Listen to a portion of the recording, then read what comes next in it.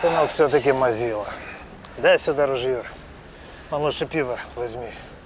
Мальчики, а вы опять будете стрелять? Я тебе банку дал не пить, присосался. Бросай банку. Покажу тебе класс. О! Попал! Попал! А?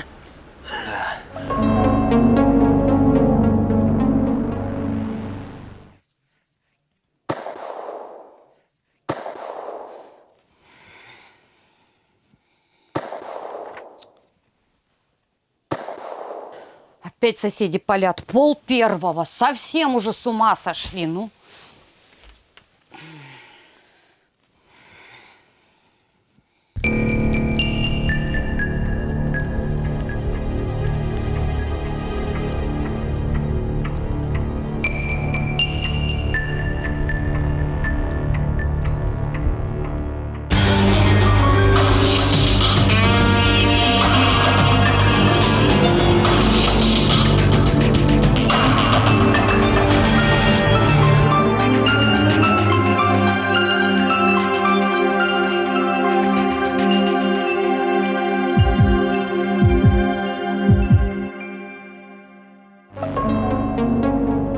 Ольга Михайловна, я вообще не знаю, чем я могу вам помочь. Мне кажется, вы не по адресу обратились.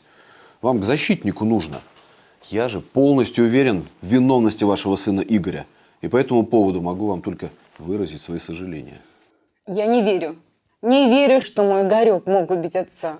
Он хороший. Вы же видели его в тюрьме. Он просто немного нервный. Это из-за нашего развода с его отцом.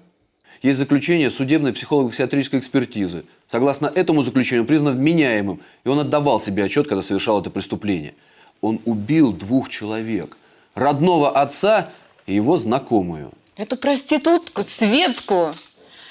Да она сама нарывалась. Простите, вы с виду приличный человек, хоть и прокурор, следователь на меня матом орал. Выслушайте, хотя бы вы. Поймите, Игорь не виноват. Пересмотрите, пожалуйста, еще раз дело. Там наверняка какие-то ошибки. Это бессмысленный разговор, Ольга Михайловна. Ну что же мне делать? Как спасти мне сына? Простите меня, но спасением сына надо было заниматься раньше. В данной ситуации мы хирурги, а не терапевты. Сейчас все решит суд. До свидания. Слушается уголовное дело по обвинению Данилова Игоря Викторовича в убийстве 2 лиц.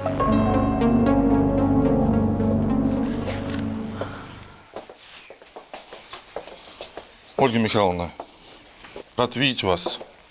Жаль, что при таких обстоятельствах. Как чувствуете себя? Спасибо, Паша, держусь, хотя сил уже почти нет. Сначала развод, потом эта ужасная трагедия с Виктором, похороны. Игорек сидит в тюрьме. Паша, но ты же был там на даче, ты же все видел. Ну скажи, что Игорек не виноват. Михайловна, ну вы опять за старое. Я уже давал показания, я не могу от них отказаться. Ну, суд решит. Простите меня, пожалуйста. Ну, простите. Им все равно кого сажать. Паша, прости, мне поговорить надо. В ночь с 5 на 6 марта 2011 года в поселке Зеленцы Московской области были застрелены бизнесмен Данилов Виктор Петрович, 1959 года рождения, и его сожительница Сергеева Светлана Борисовна, 1990 года рождения. По подозрению в совершении убийства был задержан сын погибшего Данилов Игорь Викторович, 1991 года рождения.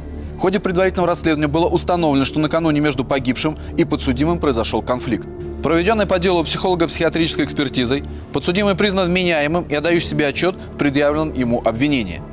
На основании собранных по делу доказательств подсудимому Данилову Игорю Викторовичу предъявлено обвинение в убийстве 2 лиц, то есть совершении преступления, предусмотренного пунктом А части 2 статьи 105 Уголовного кодекса Российской Федерации. Подсудимый, встаньте, пожалуйста. Вам понятно предъявленное обвинение? Да, понятно. Вину свою признаете? Да не признаю свою вину. Ясно. Присаживайтесь. Прошу, защита желает ответить обвинению? Нет, Ваша честь, я воздержусь от своих комментариев, а вот попрошу вас исследовать доказательства в следующем порядке. Вначале допросить потерпевшую, а потом уже даст показания мой подзащитный. Пожалуйста, потерпевшая, пройдите за кафедру.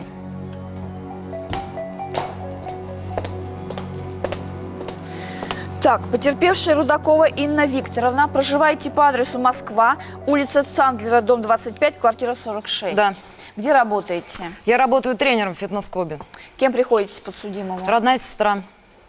На основании статьи 51 Конституции Российской Федерации вы вправе не давать показания против своего брата. Это вам понятно? Я буду давать показания. Тогда они должны быть правдивыми. Пожалуйста, приступаем. Спасибо, Ваша честь. Инна Викторовна, расскажите нам все, что вам известно по этому делу. Я сразу хочу сказать, что своего отца я ненавижу. И даже мертвого я его ненавижу. Ты что вообще несешь-то? А ты забыл, как он нашу мать из дома выгнал, привел туда эту дуру Светку? Ваша честь, Светка эта, она работала у отца на фирме секретаршей. Отец из-за нее всю нашу семью разрушил. Даже мама в больницу попала после развода. Потерпевший, я понимаю, что вам очень больно, но тем не менее, давайте перейдем к делу. Успокойтесь. Прошу. Давайте к делу перейдем. Расскажите, какие были отношения между подсудимым и погибшим? Ну, вообще, Игорек отца очень обхаживал. Только, знаете, наш отец, он вообще никого не любил, кроме себя. Я любил отца. Ты бабки папашина любил, какого Да какие отца? бабки? Ты что, сумасшедшая? Я сам их зарабатывал честным Когда путем. ты зарабатывал? А маму ты вообще любил? Папашу ты любил? Ты забыл, как он маму нашу из дома выгнал? Я матери а чё ж ты к лечение матери зарабатывал, ни разу деньги. не приехал-то в больницу? Я не пойму, в Москве к ней Я ни разу не звонил зашел. ей, в конце концов. Когда ты ей звонил? Ни разу я не... Потерпевший, но то, что не зашел, это как раз отсутствие конфликтов. Может быть, вы что-то можете рассказать нам конкретно, примеры ссор, там, не знаю, выяснение отношений и прочее? У них были конфликты, да, потому что Игорь, он хотя бы отца и обхаживал, только, знаете, у нас Игорек вообще не подарок в семье. Он деньги направо-налево разбрасывал, особенно отцовские. Вот из-за этого они ругались с ним постоянно. А Игорь, он, знаете, он хоть и нас и мерзавец, конечно, редкостный, только он точно не мог никого убить, это я уверена, потому что он у нас такой трус и всегда был трусом. Трус, а что, нет? Да, спасибо Всю жизнь тебе, трусом был, сестричка. трусом и останешься. Спасибо тебе.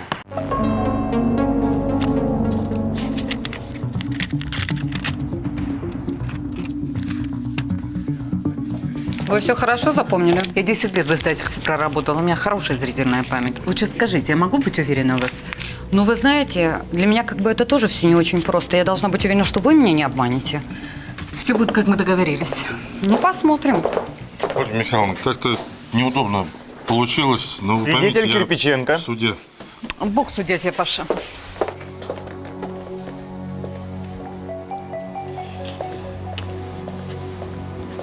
Здравствуйте, свидетель. Кирпиченко Павел Семенович, проживаете Москва, улица Берзарина, дом 51, корпус 2, квартира 75. Совершенно верно. Все верно. Чем занимаетесь?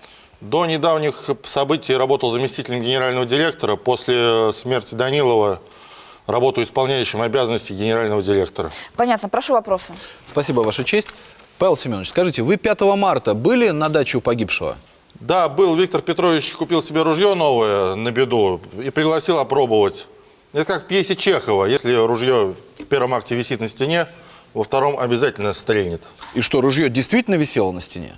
Да, висело у него в кабинете, на ковре ружье. Я ему говорю, что для таких вещей придумали жданос сейф, да. Но он меня не слушал, а послушался, был бы жив. А скажите, кто еще был на даче? Светлана Сергеева и Игорь, конечно. Павел Семенович, как раз, что вы можете сообщить об отношениях подсудимого с его отцом? Ну что, избаловал Данилов сынка? Избаловал меня? Это вообще-то отец мне в тот вечер по морде надавал. Да тебя давно уже убить пора, не то что по морде надавать. Павел Семенович, давайте не отвлекаться. Скажите, пожалуйста, вам была известна причина конфликта, который произошел между подсудимым и его отцом 5 марта? Конечно, известна ему причина, ведь он меня сдал тогда отцу. Ваша честь, прошу сделать замечание. Пожалуйста, не мешайте допросу. Пожалуйста, отвечайте, свидетель. Да, мне была известна причина. Игорек деньги дербанил общественные. Я это и доложил шефу. А что конкретно вы доложили своему руководителю? За то, что Игорь перепутал собственный карман с бухгалтерией фирмы. Пользуясь случаем, пока его отец устраивал там шашни со Светланой, нашим новым секретарем, он прибрал, так сказать, фирму практически своим рукам. Начал те деньги, которые выделялись на закупки, он тратил неизвестно куда. Бухгалтерша наша, Вера Марковна, вообще рыдала просто от тех фортелей, что он вытворяет. То есть вы об этом рассказали Данилову, насколько я понимаю, да? Как он отреагировал на это ваше сообщение? Как орал на сына, а тот ему ответил, мол, батя, сиди со своей молодухой, отдыхай, не мешай решать вопросы фирмы. Вот тогда-то Виктор Петрович в ярости на Игоря набросился и дал ему пару крепких подзатыльников. И сказал, чтобы его ноги не было в офисе. Ваша честь, ну действительно в материалах дела есть протокол медицинского освидетельствования моего подзащитного после задержания. И там действительно у него зафиксированы гематомы. Но мне хотелось сказать вам о другом. Очень интересно, посмотрев на моего подзащитного, сразу можно понять, куда же он тратил эти деньги. Явно не на себя, а скорее всего на развитие фирмы и на то, чтобы фирма процветала. А вот зачем вы именно так представили, как представили эту ситуацию? Ваша честь, я возражаю. Ваша честь, это вопрос. показания свидетеля. Ни на чем основано сейчас утверждение защиты. Подсудимый даже не давал никаких показаний, никто, потерпевший в том числе, не говорил. Я не говорю, что он что-то Если есть вопросы, давайте вопросы. Подсудимый, вы подтверждаете, были у вас вот эти гематомы? Да батя меня вообще тогда чуть все мозги не вышиб из меня. Это была причина, по которой вы решили ему отомстить. Да какая причина? Свидетель, вы слышали, чтобы подсудимый угрожал своему отцу? Я слышал, как Игорь, уходя, сказал зло достаточно отцу. Таких отцов убивать мало. Слушай, что ты болтаешь, а? Ты Это знаешь, отец мне обещал тогда прибить. Сюда, сядь! Ваша честь, разрешите, я спрошу у своего подзащитного уточняющий вопрос, пока здесь этот свидетель находится. Встаньте, пожалуйста. Поясните суду. А за что вас отец обещал прибить? За тот конфликт, когда мы с ним, ну, он орал на меня из-за денег. Отец. Понятно. Из-за сообщения вот этого свидетеля? Да, да. У меня нет больше вопросов. Подсудимый, присядьте. Вопросы будут к свидетелю? Нет, Ваша честь. Защита? Нет, Ваша честь. Свидетель, спасибо, присядьте в зале. Вызывается свидетель Рудакова Ольга.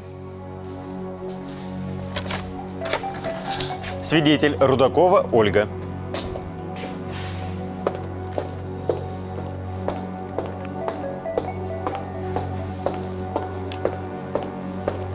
Здравствуйте, свидетель. Здравствуйте.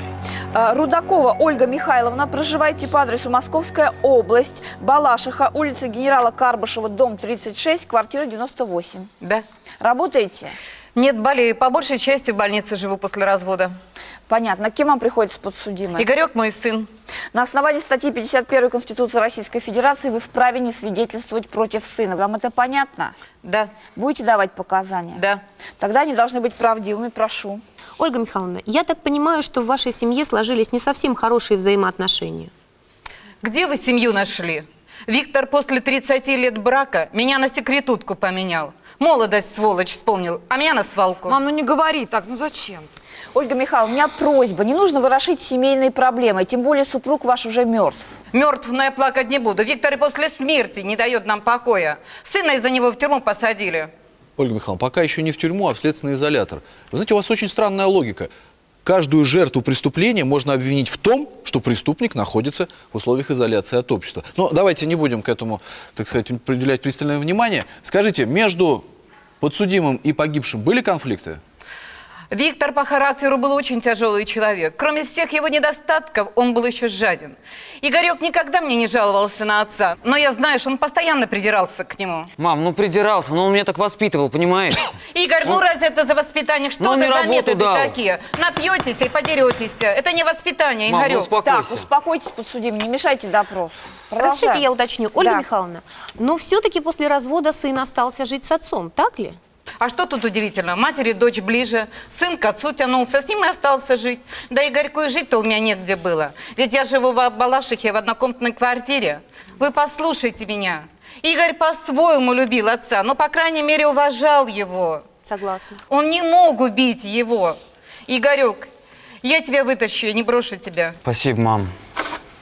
Так, будут еще вопросы к свидетелю? Нет, Ваша честь, нет вопросов. У защиты? Нет, Ваша честь. Спасибо, свидетель, пожалуйста, присядьте в зале.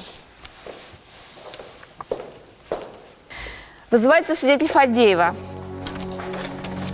Свидетель Фадеева.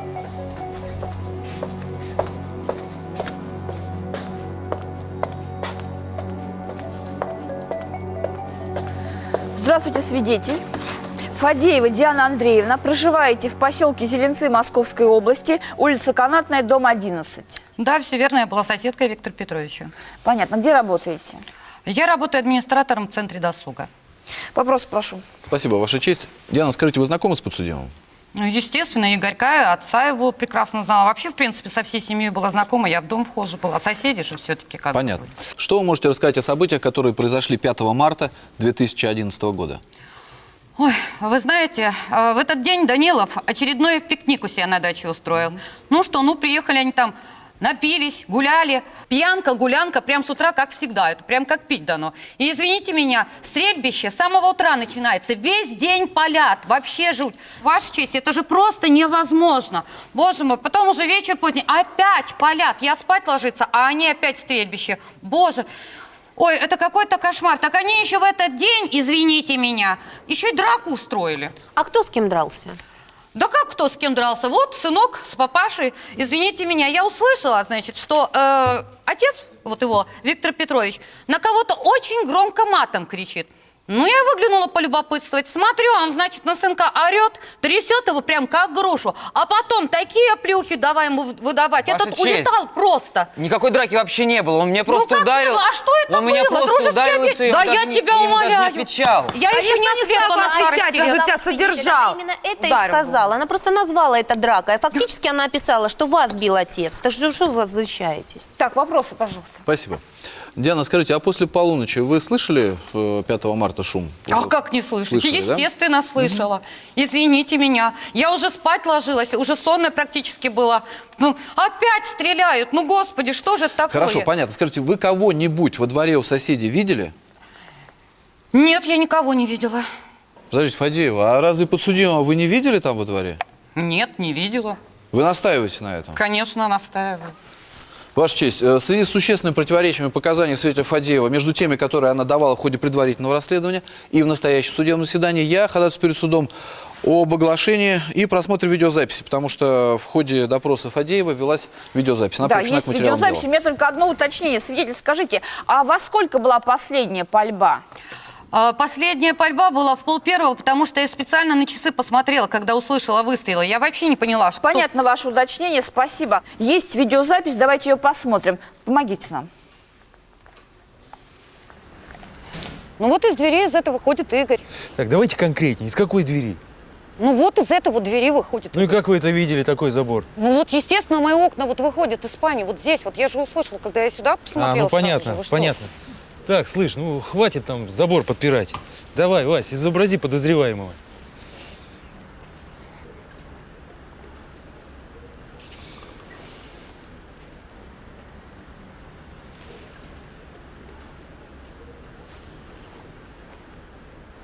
Ну, так что ли было, Диана Андреевна? Нет, немножко не так это было. В принципе, он оттуда вышел, но он был полуодет, и у него ружье было в руках. Так, ну понятно, раздевать не будем, ладно. Через сколько он вышел после выстрелов? Ну, в принципе, сами понимаете, у меня окна здесь, я сразу подошла, практически сразу, как я услышала выстрелы, подошла. Выстрел, сразу подошли, да, сразу подошла, его увидели? увидела, да, именно так. Понятно. У меня будет вопрос к Фадеевой. Фадеева, я надеюсь, вы себя-то на видеозаписи узнали? Узнаю. Голос вы слышали? Слышала. И показания, которые давали, тоже слышали? Слышала. Почему вы меняете показания сейчас в судебном заседании? А я ничего не меняю. Дело все в том, что, извините меня, вот этот следователь, он такой наглый был, он меня там гонял на этой съемке камера. Я, во-первых, не привыкла к такому обращению. Тычет из этой двери, не из этой двери. Извините меня. Я нормальный человек. А потом я уже успокоилась, хорошо вспомнила события того вечера. И я на самом деле вспомнила, что Игоря-то я увидела только тогда, когда он прибежал ломиться ко мне в дверь, в дом уже начал. Извините, Ваша честь, весь белый, бледный, чуть ли не рыдает, кричит отца, говорит, и Светку убили. Вызывайте милицию. Ну, я, естественно, сразу же в милицию позвонила. Ваша честь, согласно материалам уголовного дела, действительно, вызов на пульт дежурного УВД поступил с телефона свидетеля Фадеевой 6 марта 2011 года в 1:45. Фадеева, мерзавка, кто тебя купил-то, я не пойму. Ой, слушай, рот свой закрой, дура, ты в суде находишься, а не в своем балагане. Я правду говорю, Ваша Какой честь. правда? Зачем Ну что она орет? Она где находится? Ну прекратите вот это оскорбление. Она в сауне администратором служит. Ее из них по возрасту выгнали. Сейчас она там веники заготавливает. Милая моя, запомни, нормальные люди в сауне свой досуг проводят. Досуг-то? Извини, а ты в своем фитнесе чем занимаешься? Я тебе сказала. Ваша честь, Ваша честь, ну это же невозможно. Почему она меня оскорбляет? Зачем? А затем, хочешь фирму к рукам прибрать?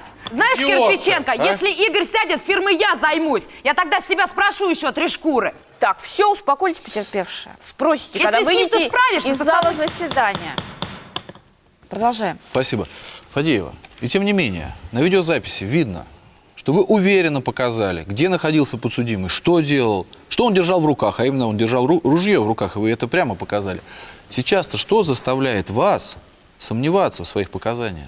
Следователь тогда меня запугал фактически, извините, поэтому я такие Вы писали показания дала. заявление о том, что следователь вас запугал? Нет, не писала. Почему? А чему оно мне это надо? Господи, оно мне надо. То есть вас можно спокойно а сейчас, запугивать, в принципе, вы я ничего писать точно не вам будете. правильно все говорю, потому что исследователя здесь этого нет, и я спокойно могу рассказать вам, что и как было Ваша на честь, самом ну деле. действительно, нам свидетель в самом начале допроса пояснила о своем эмоциональном состоянии в этот день. Она целый день слышала выстрелы, она не могла отдохнуть. Соответственно, к вечеру, в то время, когда она указывает, были выстрелы, она действительно могла перепутать события, которые не смешались в одну цепочку. Но нам всем известно, как следователи умеют допрашивать в том ракурсе, в котором им Ваша нужно честь, я возражаю. записать Совершенно показания. голословное утверждение, как следователи умеют допрашивать в том ракурсе. Допрашивают они в соответствии с законом, который гарантирует определенные права свидетелю, разъясняются и прочее, прочее. Ваша честь, я вот только сильно сомневаюсь, что причиной таких показаний свидетеля является, скажем так, вдруг обнаружите воспоминания и плохое самочувствие. Для подготовки к процессу я ходатайствую перед судом об отложении судебного заседания минимум на неделю.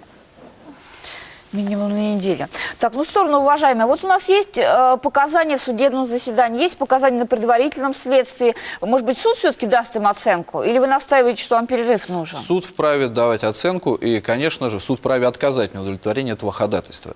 Но у меня свидетель обвинения изменил показания, Ваша честь. Я думаю, что мне необходимо время, так же, как в стороне защиты, когда это им необходимо, для подготовки к процессу. И я имею на это ваше право. ходатайство. Прошу, защита, будете возражать против перерыва? Да, Ваша честь, я возражаю, потому что у стороны защиты, к сожалению, нет того времени, которое предоставляется Уголовно-процессуальным кодексом для прокурора.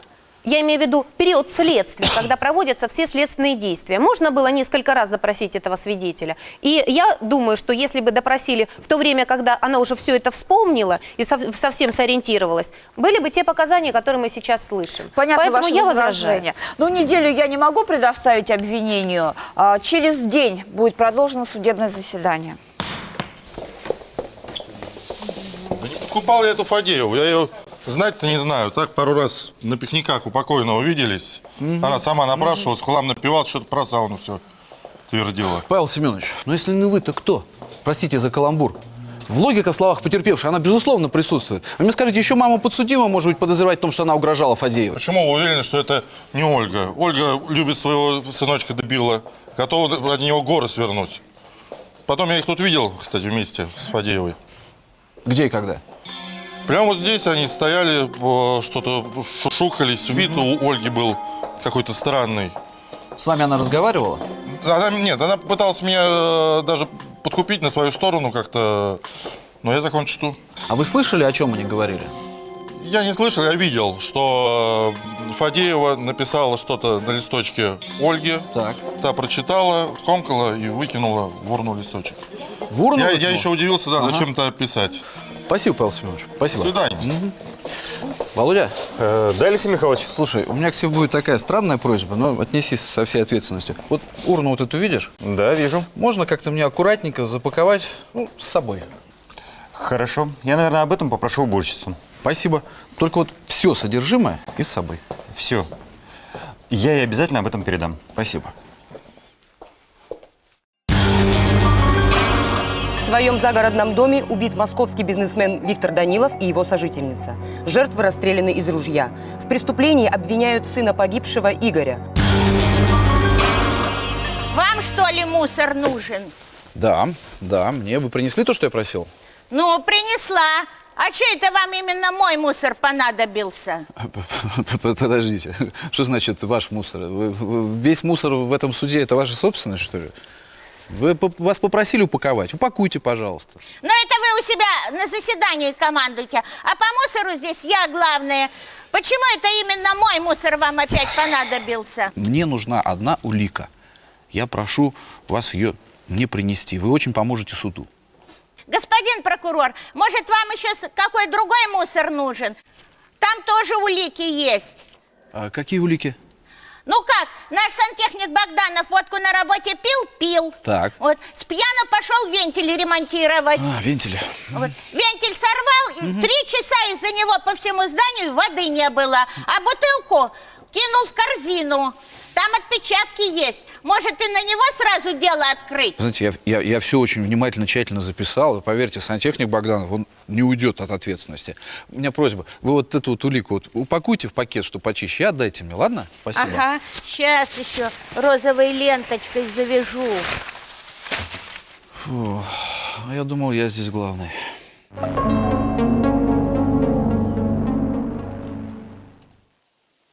Кафе «Онега» в 14:00. Деньги?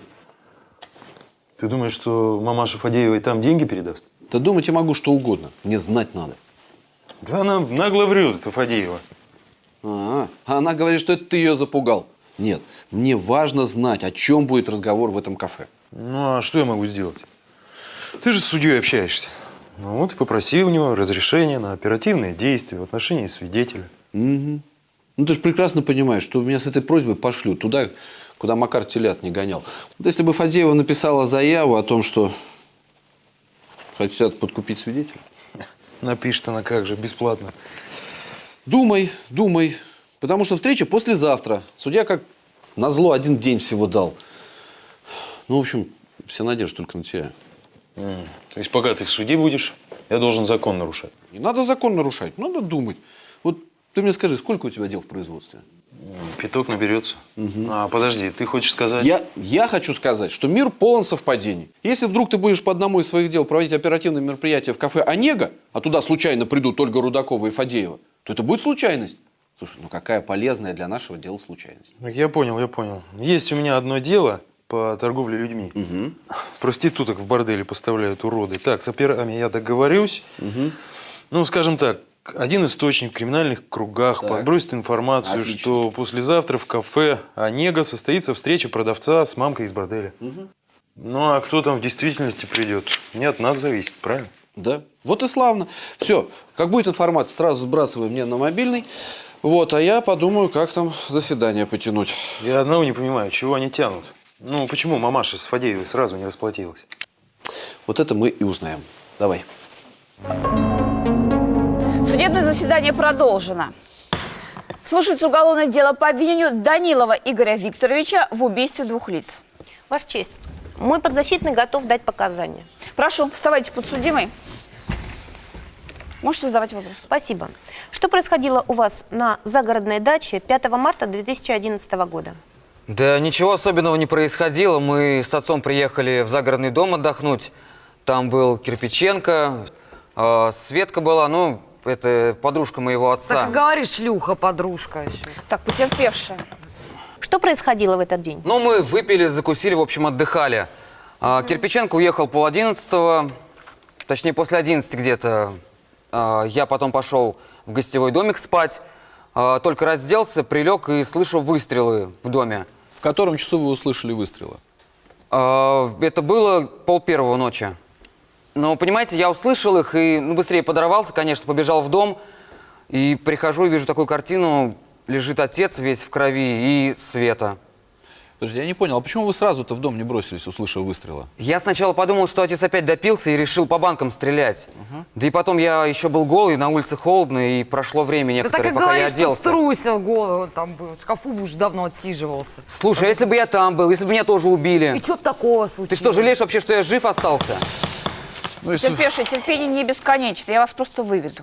Ваша честь, позвольте по ходу допроса подсудимого огласить заключение судебно-медицинской экспертизы по погибшим. Смерть погибших Виктора Данилова и Светланы Сергеевой наступила в результате огнестрельных ранений картечью в период с 0 до 1 часа ночи 6 марта 2011 года. Сергеева получила огнестрельное проникающее сквозное ранение грудной клетки. Данилов получил огнестрельное проникающее сквозное ранение головы с обширным разрушением головного мозга, множественные фрагментарно-осколочные переломы костей лицевого скелета и основаниями черепа. В ходе осмотра места происшествия было обнаружено и изъято вот это самое ружье. Было оно изъято во дворе дома погибших. Скажите, пожалуйста, подсудимый, вам вот это ружье знакомо?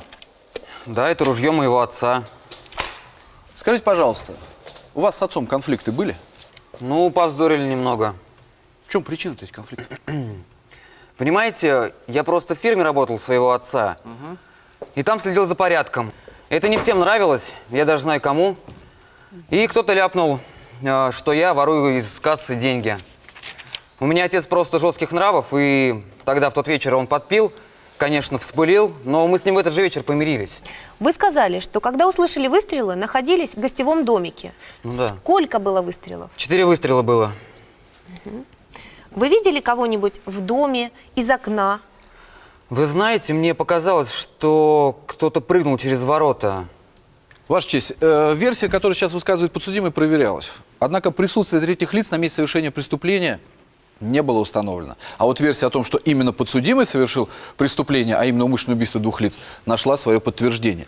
Если основываться на данных протокола осмотра места происшествия, на данных баллистических и иных экспертиз, то можно установить, что убийце действительно было произведено всего 4 выстрела. И первым выстрелом была убита Светлана Сергеева, которая сидела на диване возле окна. Вторым выстрелом был ранен Виктор Данилов, который пытался после получения ранения скрыться от убийцы. Но далее убийца перезаряжает, потому что это всего лишь двухзарядное, так сказать, 2 патрона в этом охотничьем ружье, и продолжает реализовывать свой преступный умысел. Однако, так как Данилов пытался скрыться, 3-й выстрел попадает, картечь попадает в стену. Следы, согласно протоколу осмотра места происшествия, там имеются. Но 4-м уже выстрелом, в данном случае финальным, был причинен, так сказать, непоправимый вред, был убит Виктор Данилов. Если позволите, я обращу внимание суда, что в ходе осмотра места происшествия были обнаружены и изъяты вот эти самые 4 гильзы. Значит, 2 из них непосредственно валялись на полу, рядом с телами убитых, а 2 были обнаружены в казенной части стволов оружия, то есть они не были даже оттуда извлечены. Согласно заключению биологической экспертизы, на поверхности вот этих самых гильз имеются потожировые следы, оставленные вами, подсудимый, но это еще не все. Баллистическая экспертиза однозначно позволяет нам установить, что именно вот этими, так сказать, патронами, в данном случае гильзы, и были совершены те выстрелы, о которых я только что сейчас говорил. Да не стрелял я в отца, я гильзы не трогал, я патроны трогал до этого. Хорошо, подсудимый. Смотрите, в материалах дела имеется заключение дактилоскопической экспертизы, согласно которому можно установить, что на ружье имеются ваши отпечатки пальцев. Далее, согласно... Подождите, я закончу, а потом вы, если хотите, действительно поясните. Согласно заключению судебно-химической экспертизы, на ваших руках, на одежде имеются следы сгоревшего пороха. Недавно сгоревшего пороха, это тоже все можно установить с помощью химической экспертизы. Каким образом эти следы и ваши отпечатки пальцев оказались на вашей одежде, либо на ружье? Да я же говорил уже 1000 раз, мы 5 марта стреляли по банкам. У меня к вам уточняющий вопрос. Вы когда притрагивались вот к тем патронам, которые здесь находятся? Ну, когда мы с отцом стреляли по банкам, я их просто в руках перебирал, от нечего делать. То есть только не те, которые заряжали, да, и использовали, но и другие, которые остались вами не использованы. Да, да. Ваша честь, действительно, согласно материалам дела, при осмотре места происшествия, это указано в протоколе, было изъято вот эти 10 гильз и простреленные банки, которые были обнаружены совсем недалеко от места совершения преступления, что подтверждает показания моего подзащитного, а также показания свидетеля, которого мы выслушали в судебном заседании, о том, что в этот день активно велась стрельба. Соответственно, он трогал и ружье, и эти патроны. У меня к вам вопрос. После того, как вы использовали это ружье, попалили по банкам, куда вы дели это ружье? Я потом его почистил и повесил к отцу в кабинет на ковер.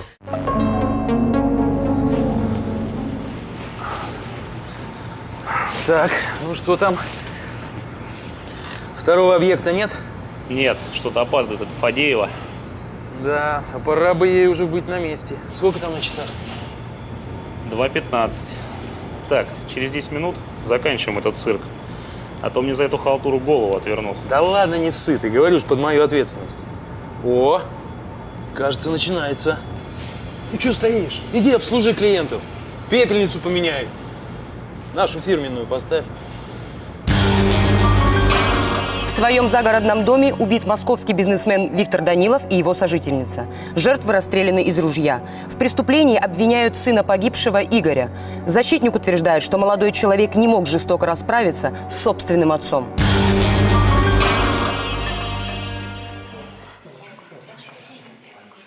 Мне, пожалуйста, кофе и соточку коньячка. Ну, спасибо, мне ничего не надо. Ну что, Ольга Михайловна, денежку принесли?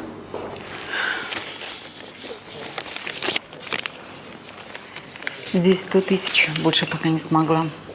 Какие 100 000? Мы на поллимона договаривались. Вы что, мне кинуть решили? Нет, поймите меня. Я ради сына готова все отдать. Но у меня обстоятельства непредвиденные. Думаете, легко квартиру продать? Я и так эти деньги по честное слово взяла. А вы знаете, меня ваши проблемы меньше всего волнуют. Я показания могу изменить в любой момент, точно так же. Правду говорить вообще легко, а сидит ваш Игорек недалеко и надолго. Верьте мне, я квартиру продам и сразу же рассчитаюсь с вами. Хотите, расписку вам напишу? Чудесно. Так вы лучше сразу явку с повинной прокурору напишите-то. Вообще цирк полнейший. Блин, где этот официант? Где мой кофе, коньяк сегодня? Дождусь или нет? Вообще не понимаю. Ваша честь, я прошу повторно допросить потерпевшую. Потерпевшая, будьте любезны, встаньте, прошу вас. Потерпевшие, как мы здесь все наглядно видели, вы негативно относились к своему отцу. Да, что тут скрывать? Было бы сейчас глупо из меня тут строить безутешную дочь после того, как он с мамой поступил. Это вообще глупости, то, что говорят, или о покойниках хорошо, либо никак. Я вам повторю, я его не простила и никогда не прощу. Инна Викторовна, вы... Викторовна, от рождения он вам жизнь дал. И что вы должны были уважать выбор вашего отца. Но это на вашей совести. А как вы бы поступили, если бы он бросил вашу мать? По крайней мере, вы не имеете права осуждать своего отца. Потому что вы не будем на личности переходить. Вопрос по делу задайте, да, меня просто возмущает с самого начала процесса ее позиция. Такая позиция, что да, делать? Да, судья. Где вы находились в ночь с 5 на 6 марта 2011 года? Вы меня, что ли, подозреваете? Меня я вас спрашивал уже на эту тему. Ответьте. Пожалуйста, ответьте. Я была дома. Никто этого подтвердить не может. Ваша честь, действительно, причастность потерпевшей к совершению убийства проверялась, но она совершенно несостоятельна, эта версия. Почему? Потому что потерпевшей не было вообще в тот вечер в поселке и не было на месте совершения преступления. Ваша честь, но ее никто не видел и дома. Лена Ивановна, ну всегда ли вас кто-то видит дома? Так, давайте... Потом вы все впредь скажете. Вот вы потерпевшую хотите допросить? Еще вопросы? Да, есть вопросы. Вы в свое время, потерпевшая, как я понимаю, учились в университете Стали. Да, какое это имеет значение? Спортом увлекались? Да, я сейчас тренером работаю. В деканате этого учебного заведения, где училась Рудакова, мне любезно предоставили приказ о награждении ее за исключительные успехи в определенном виде спорта. А вид спорта этот очень интересен.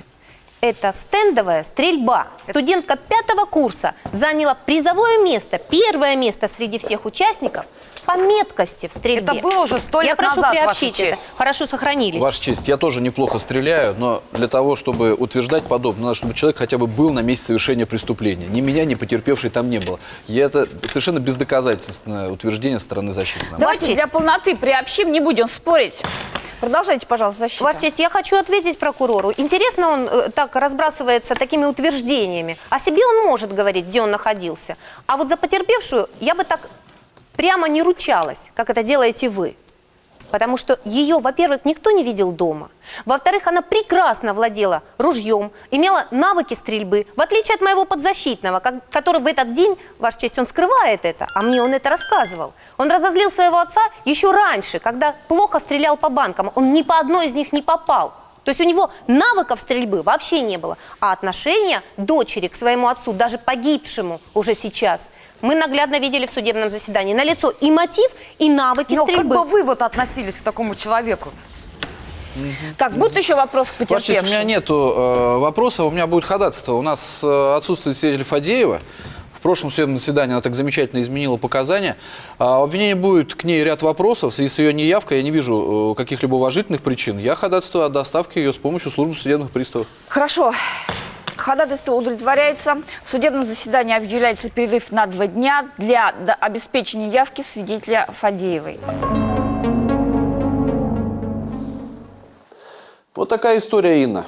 Я так понимаю, вы не были в курсе этой сделки? Мать продает квартиру, чтобы заплатить Фадеевой. Боже, она с ума сошла со своим Игорьком. Это после того, как он ее предал. Ну, вы знаете, сердцу матери не прикажешь в данном случае. Откуда у вас эта запись? Ну, это не так важно в данном случае. Скажем так, я наткнулся на нее в интернете, либо по иным каналам ее получил. Важно другое. Ваша мама может привести к тому, что практически большая часть вашей семьи может оказаться за решеткой. Вот эту мысль как раз я и хотел до вас донести. Но вы же видите, это Фадеева вымогает у матери деньги. Какая мать, по-вашему, не ступится за своего сына? Ну, вы правильно понимаете суть проблемы. А что же делать? Ну, что делать? Поговорите с вашей мамой. Объясните ей, что вот своими действиями она не помогает, она вредит сыну. Более того, сама сядет.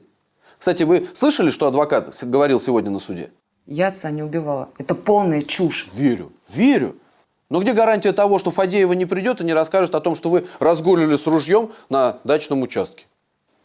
И тогда, смотрите, тогда вы отправитесь в тюрьму. И тогда ваша мама будет выбирать, кого она любит больше. Или вас, или вашего брата. Что же делать теперь? Давайте так. Вы поговорите с мамой. Убедите ее дать показания в отношении Фадеевой. Мне это нужно как повод для возбуждения уголовного дела.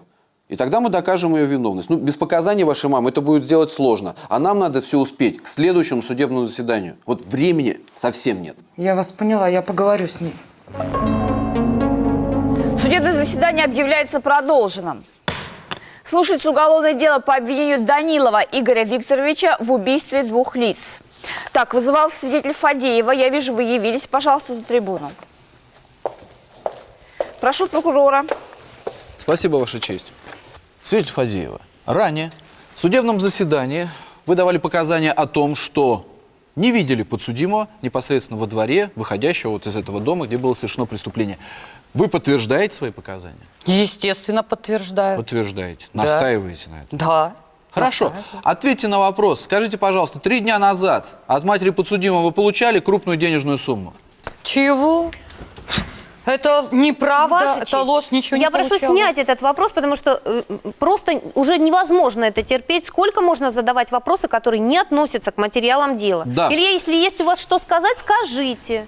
Так, пожалуйста, поясните обвинение, чем Ваша вызван честь, ваш вопрос? Я поясню. Свидетель Фадеева получила от матери подсудимого крупную денежную сумму для того, чтобы она изменила показания. В настоящее время имеется постановление о возбуждении уголовного дела по подозрению вас в вымогательстве и принуждении Какое при даче заведомо уголовное ложных дело? О показаний. чем вы вообще говорите? Она у Какому матери деньги праву? помогала, квартиру заставляла продать. Чего ты врешь-то? Ври да знай меру. Извини меня, это твоя мамаша мне деньги, извини, меня навязывала. Это твоя мамаша мне угрожала. Как она тебе навязывала-то? Ваша честь, у нас мама опять в больницу увезли Конечно, после что этого. она мне могла сделать? В ее семье, как оказывается, метких стрелков хватает, извини. 2 с дыркой в голове, я 3-й быть не Хватайте хочу. завидно, что ли, я не пойму? Милая моя, в больнице она из-за вас 2 придурков Фадеева, валяется. когда вы давали правдивые показания? В ходе предварительного расследования или в суде? Вы видели? В суде, естественно. В суде. Вы настаиваете на своих Настаиваю. показаниях? Замечательно. Встретимся в другом суде. Прекрасно, встретимся. Так, все, успокоились стороны. У обвинения будут еще вопросы? Нет, Ваша честь, у меня больше нет вопросов. У защиты? Нет, Ваша честь. Спасибо, свидетели, присядьте в зале. Слушаю дополнение сторон к судебному следствию. Дополнение ходатайства не имею. Защита? Нет, Ваша честь. Судебное следствие объявляется оконченным. Суд приступает к судебным прениям. Слово для выступления представляется прокурор. Прошу вас. Благодарю вас. Уважаемый суд, уважаемые участники процесса, у меня нет никаких сомнений, что именно подсудимый совершил то преступление, которое ему инкриминируется. Обратите внимание, Ваша честь, между подсудимым и погибшим был конфликт. И конфликт, в котором была косвенно замешана 2-я погибшая, то есть молодая подруга вашего отца.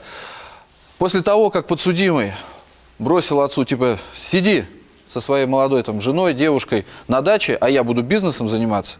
После этого отец, насколько мы знаем, избил его. Этому есть подтверждение, объективные медицинские данные. И именно это и было причиной конфликта. Подсудимый прекрасно понимал, что, скорее всего, наличие молодой жены – это основание не для того, чтобы сидеть на даче. Это как раз основание для того, чтобы заниматься бизнесом, потому что на это все нужны дополнительные денежные средства. Этот конфликт в ходе, так сказать, очередного собрания на даче у вашего отца вспыхнул с новой силой. Почему? Потому что были те же участвующие лица, конфликт разрешен до конца не был. Плюс ко всему, как мы видим, у нас подсудимый и потерпевшие употребляли алкогольные напитки. Поэтому ничего удивительного, что непосредственно в эту ночь с 5 на 6 марта 2011 года подсудимый решил закончить этот конфликт с помощью огнестрельного оружия. Ваша честь, как я уже говорил, на оружии отпечатки пальцев подсудимого. Более того, следы пороховых газов имеются на лице подсудимого и на его верхней одежде. На патронах имеются потожировые следы, которые оставлены были непосредственно пальцами подсудимого. Но важен еще какой факт. На месте совершения преступления было только 3 человека. Из них в живых остался 1. Это подсудимый. Более того, подсудимого видела свидетель Фадеева, Ваша честь. И я прошу относиться критически к тем показаниям, которые она дала непосредственно в ходе настоящего судебного заседания. Почему? Потому что они, как мы считаем, как считает версия обвинения, были продиктованы совершенно уже другими обстоятельствами, именно денежными средствами, которые Фадеева вымогала и получила от матери подсудимого. Ваша честь. Первоначальные показания Фадеевой являются прямыми, последовательными, были даны и согласовываются с материалами настоящего уголовного дела. Поэтому нет никаких сомнений, что подсудимый, который выбежал непосредственно после того, как раздались выстрелы, это именно тот человек, который совершил убийство. Потому что если бы он, скажем так, видел какого-либо преступника, он бы указал на него, это раз. А во-вторых, испытывая какие-то, извините, остатки сыновьих чувств, несмотря на то, что между вами был конфликт, очевидно, вы должны были оказать первую медицинскую помощь, как отцу, ну, так, возможно, и девушке. Вызвать скорую, попытаться спасти людей. Вы не специалист в области медицины, но все возможное должны были сделать, если бы это преступление совершили не вы. И только желая наступления негативных последствий, в данном случае для вас положительных в виде смерти отца и его молодой жены, именно поэтому подсудимый не оказал никакой помощи. Ваша честь, с учетом изложенного, с учетом рассмотренных обстоятельств дела и личности подсудимого, я прошу признать Данилова виновным по пункту А части 2 статьи 105 Уголовного кодекса Российской Федерации и назначить ему наказание в виде 12 лет лишения свободы. Слово для выступления в прениях предоставляется адвокату. Прошу вас. Ваша честь. Пожалуй, самое основное доказательство совершенного преступления – это ружье.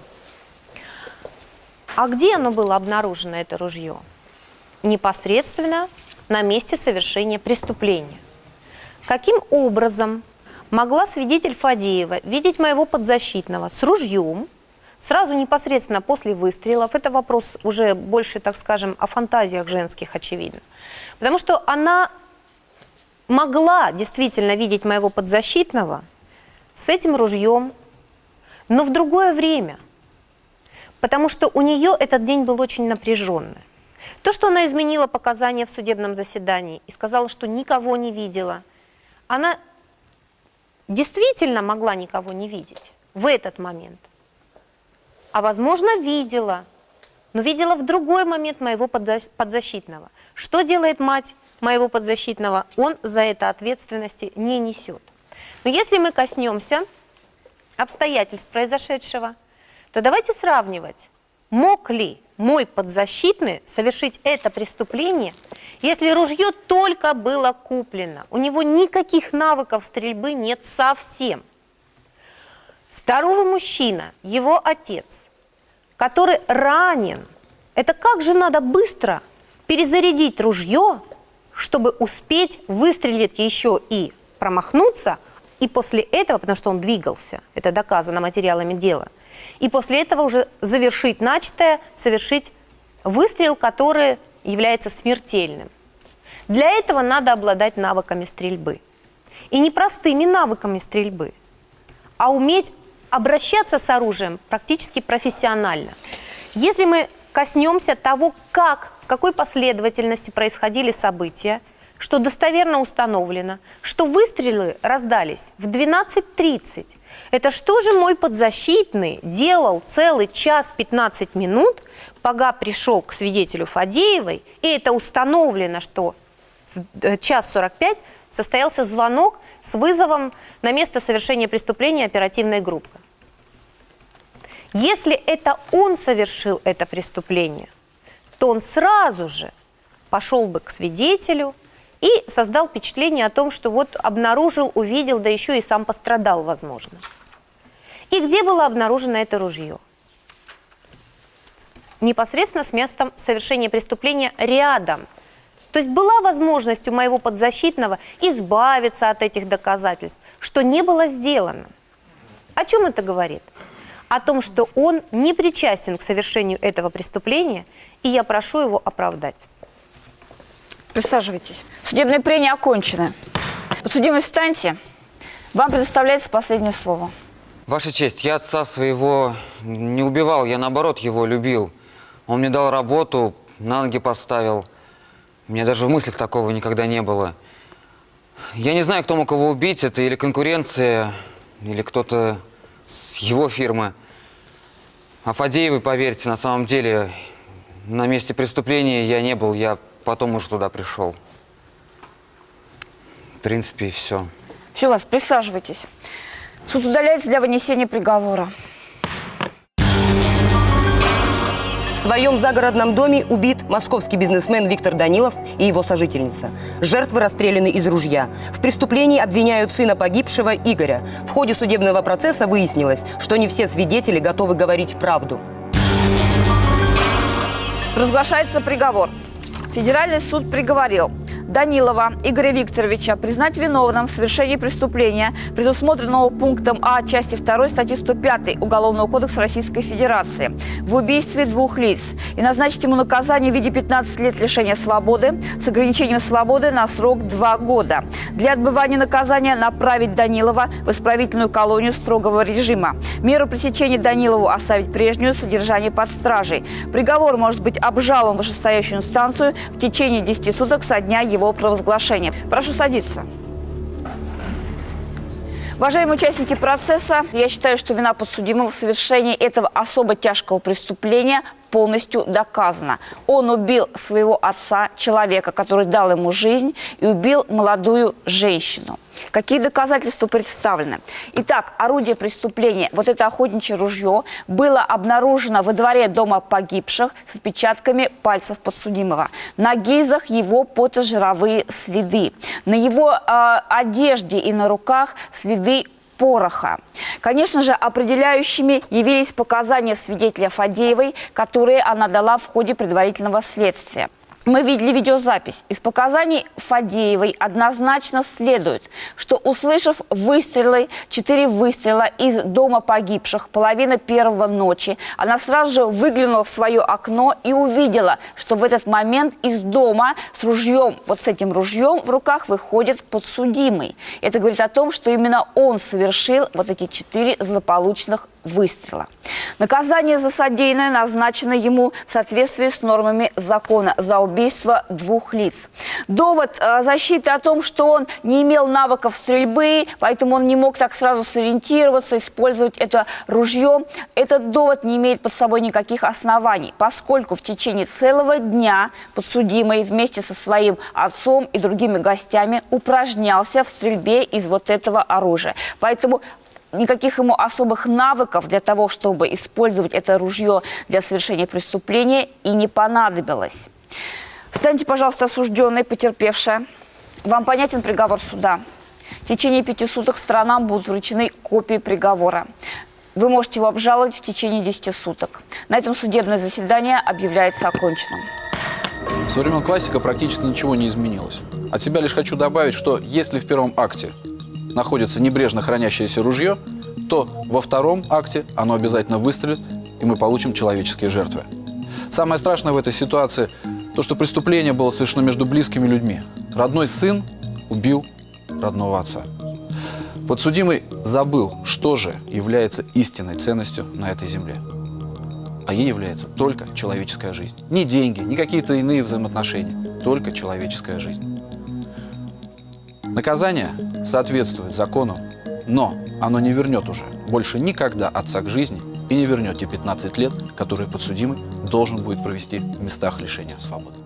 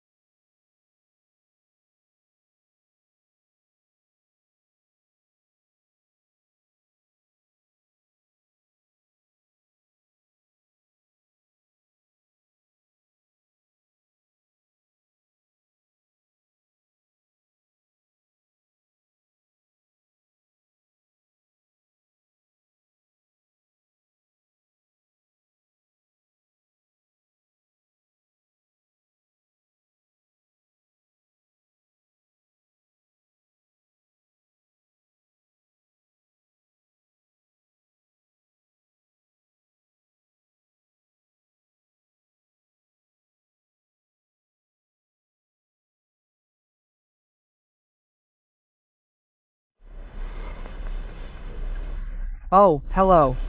We completely thought we'd never get to you. Oh, yes, I hear you, you're late. They managed without us. And who was born? A boy, a son.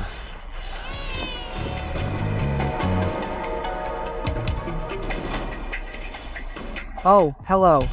You thought we'd never get away with it. Where's the young mother? Where's the newborn? Show them over. There. Can I wash my hands? I wanted the best. The ambulance needed to be called quickly. I told you, we need a doctor.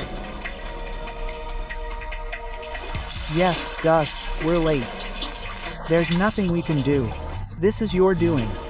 I've been delivering babies for over 20 years. I swear to you, this has never happened before. Call the police. We're taking the baby. What am I supposed to do next? How am I supposed to live after this?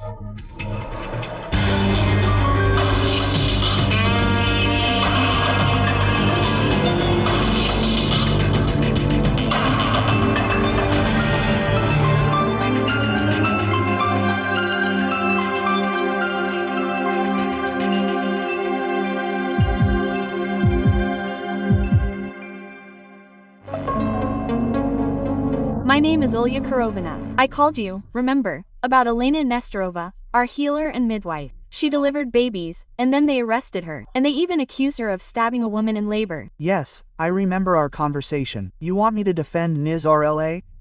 Yes, please defend her. I've already gone to 3 lawyers. No one will take this case. But I know Alyona is innocent. She helped me give birth to 3 children at home. And if I get pregnant again, I'll give birth only with her. And for fear of death, I will never go to the hospital. Olga, let's agree right now and dot the I's and cross the T's. I'm against childbirth without medical assistance.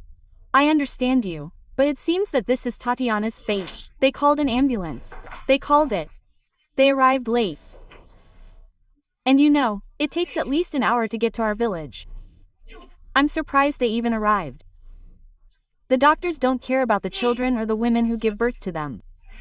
Where did you get this interesting information that doctors don't care about anyone? Could it be from Elena? No, not from Elena. My niece just gave birth at a hospital in the city. Her baby was infected with staph, and another friend's baby was actually dropped in the maternity hospital. Elena did the right thing. The baby is alive. On January 23, 2011, at 12:35 a.m., the Perm Cry ambulance service received a call from Arkady Sobolev in the village of Sherbinino, reporting that his partner, Tatiana Anakina, had gone into short labor. The ambulance crew that responded to the call discovered the body of a young woman, Tatiana Anakina. According to the forensic medical examination, Anakina died between 1 a.m. and 2 a.m. from a penetrating laceration to the anterior abdominal wall, which damaged the anterior wall of the uterus. This was an attempted cesarean section outside a hospital setting. The cesarean section was performed on the deceased by Alyona Nikolaevna Nestorova, who claimed to be a professional midwife. However, she had no formal training. Nestorova was detained. A forensic psychological and psychiatric examination revealed that the defendant is sane and aware of the crime with which she is charged. Therefore, the defendant is charged with illegally engaging in private medical practice, resulting in the death of a person, a crime under Part 2 of Article 235 of the Criminal Code of the Russian Federation. Defendant, please stand up. Do you understand what you are accused of? Yes, come on, do you plead guilty? I admit it. I will answer for everything I have done. Understood. Will your client testify in this case? Your Honor, despite my client's admission of guilt, her actions do not constitute a crime and there are no grounds for charges. But at the beginning of the trial, I would ask the esteemed court to hear the testimony of the victims. Okay, that's what we'll do. Please sit down. We'll begin with the victim's request. Please step behind the lectern.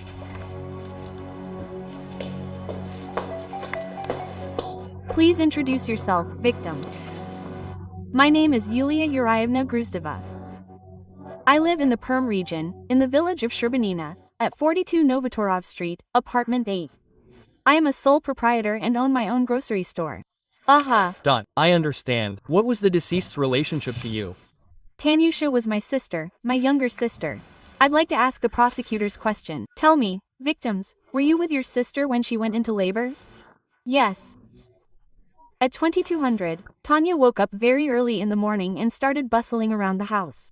You know, washing, ironing, cleaning, everything was going on all day, like a clockwork toy. I told her, sit down and rest, and it was as if she was waiting for something. She said, no, I need to redo everything. And indeed, towards evening she felt a tummy ache, and somewhere after 8 p.m., just after 8, she started having contractions. And then she sent Arcady for this midwife. She came. She came and locked herself in a room with Tatiana. She didn't let them in with Arcady. And why didn't she let them in? Well, how should I know? She simply said that a man has no business being in the house at that time, he should leave the premises. And I'm divorced and childless, so I can't help anyway. Tell me, please, you didn't see how the birth itself went, but you heard how it went. Yes, of course. I was in the next room and, of course, I heard everything. At first, Tanya was just moaning, and then she started screaming. Well, at first I thought it was supposed to be like that, because, well, giving birth hurts, that's normal. Tell me, please, how long did your sister scream? How long did it last? I don't. No, maybe an hour, maybe 2, it's hard to say. And then suddenly everything went quiet. I thought Tanya had given birth.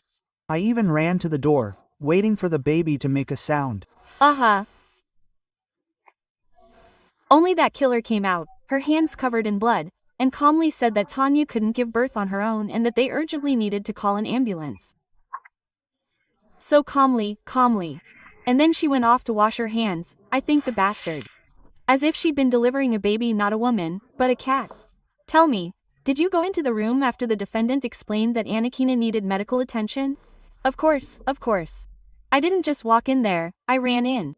I rushed to my sister. Tanechka was lying there, all tear-stained, exhausted, her shirt was soaked with sweat and blood. I grabbed her hand. Well, I wanted her to say something to me, but she was talking incoherently in her delirium, terribly. It's simply impossible to remember this. Okay, let's try to pull ourselves together so that you don't get any comments. Can you continue? Yes, of course you can, yes. What happened? Well, then. What happened next? She came in again. It was Elena, the midwife, and she told me that she didn't need my advice and pushed me out of the room again. She kicked you out of the room. And what happened next? Did your sister continue screaming for a long time? She didn't scream at all, it was very quiet. And those 20 minutes, maybe 30, were absolutely excruciating for me. I don't know, I was, well, just hysterical and beside myself. I understood that Tanechka needed help.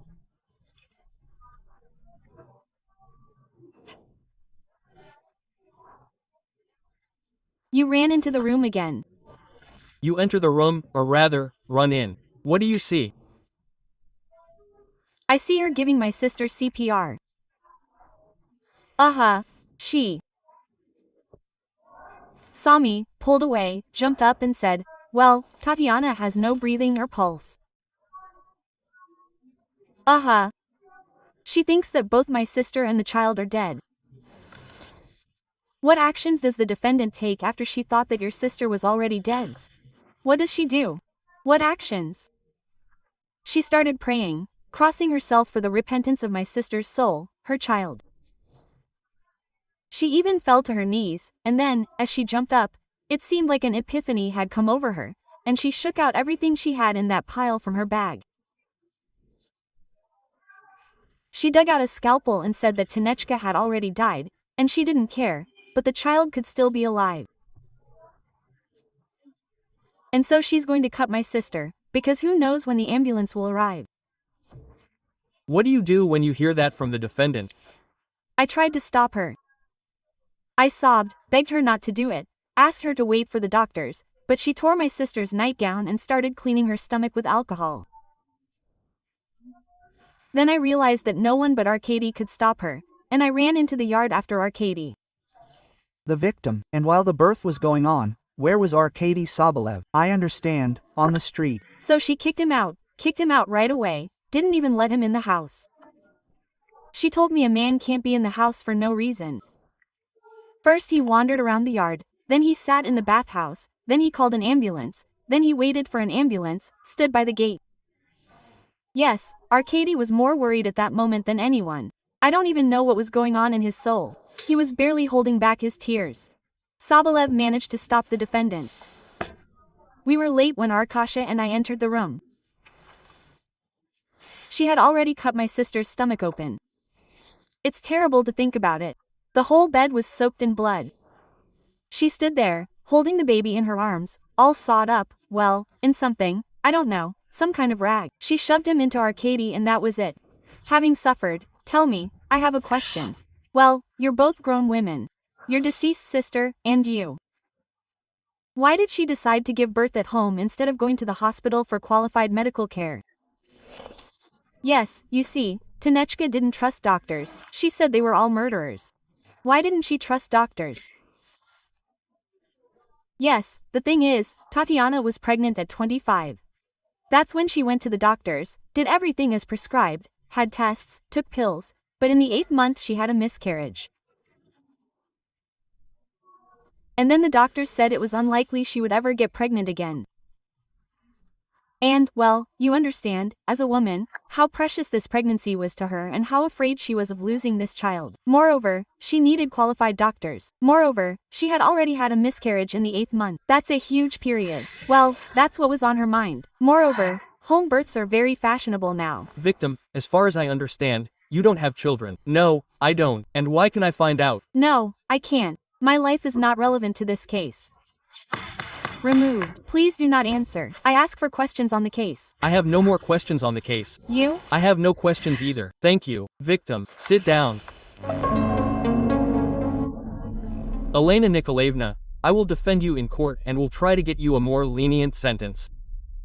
That's my job. Do you want this or not? You. Don't have to do anything for me. I will answer for everything I've done.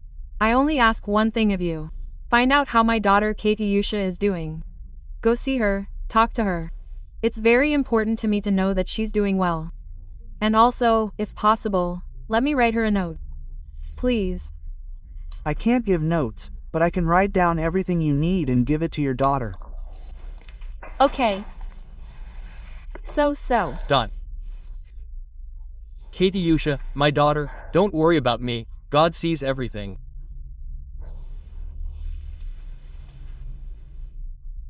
Be smart and don't be afraid of anything. Mom. I just got back from the pre-trial detention center. It feels like Elena Nestorova is more worried about her daughter than she is about herself. I don't think there's anything strange about that. Katya is 18. Yes, she's left alone without supervision. And age, you know, is funny. You need to keep an eye on her. Before you know it, you're already pregnant.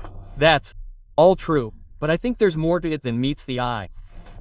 Nestorova asked me to write a note to Katya, and in it were these strange words. Don't be afraid of anything. What is that? What are Katyas afraid of? Well, you know, life is easy in a pre-trial detention center. People start worrying about things they'd never even think about on the outside.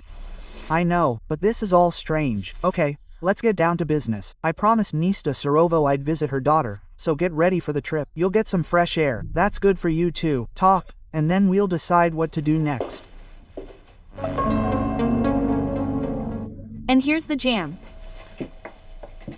Uh-huh. Oh, how's Mom? Is she okay? She's feeling well. It can't be good in prison. Well, prison is certainly not a resort, but we're doing everything we can to help your mother. And tell me, where were you on January 22nd, 2011? I was home all evening, went to bed by midnight, and in the morning they called and said that Mom had been arrested. Katya, your mother is very worried about you and asked me to give you a note.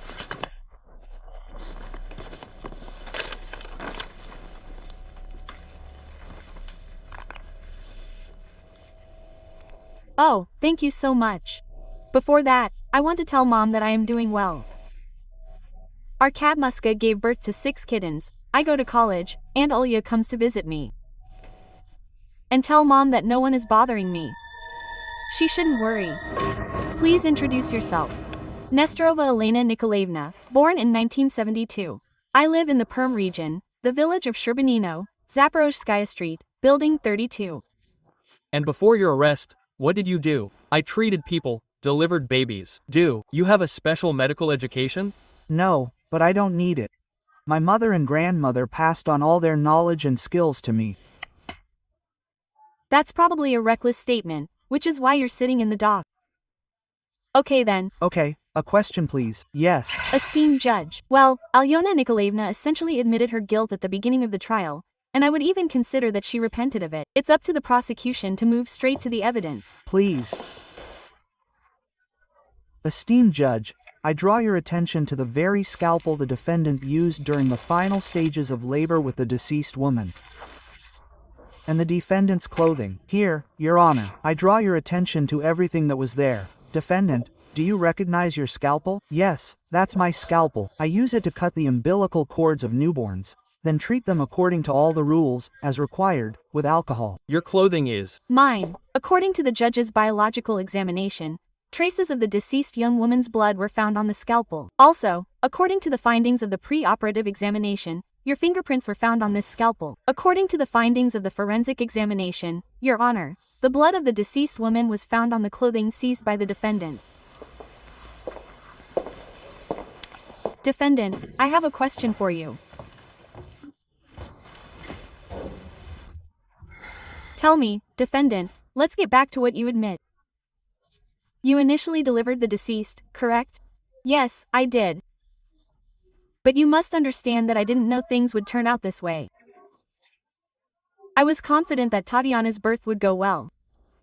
I didn't know that Tanya had health problems. Your Honor, in furthering my client's statements, I would like to refer to one document in the materials. Case 78. It is an extract from the antenatal clinic where Tatiana Nikina was registered. So, according to this extract, Tatiana Nikina visited the antenatal clinic only once, arriving 8 weeks into her pregnancy, having tests done, and never returning. This clearly shows that Tatiana Anikina herself was unaware of her health problems, and, of course, Elena Nestorova couldn't have known about it either. Respected defense attorneys, this is what you're talking about. She shouldn't have been there at all. As a midwife, she has no right to be there. I just want to say that, unfortunately, everything was initiated by Tatiana Anikina herself. Elena Nikolaevna, please tell me, were you aware that Anikina didn't undergo routine checkups at the antenatal clinic? Of course not. Tanya, didn't tell me anything. She told me she'd seen doctors, had tests done, but wanted to give birth at home.